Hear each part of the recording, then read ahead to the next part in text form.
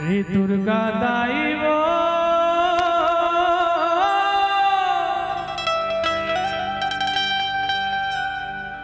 माई वो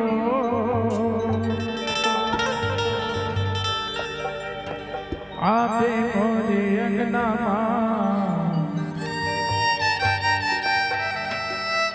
दुलौरी दाई वो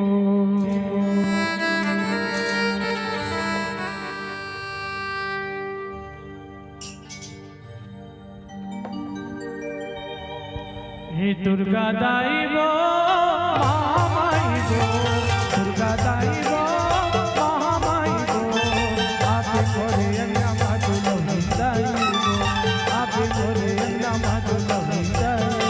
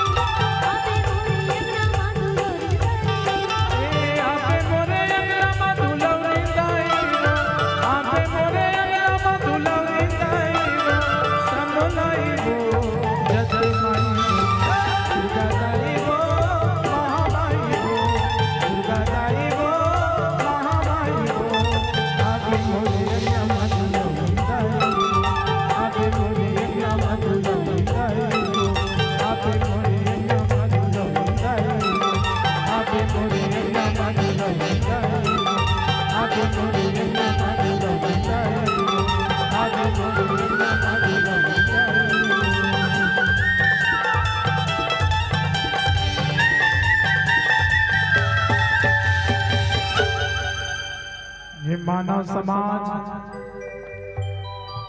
सबके इज्जत सम्मान के लिए बनाए गए हैं। सबके सम्मान कराओ। जब सामने वाला व्यक्ति के सम्मान हो ही आप मन के भी सम्मान हो ही।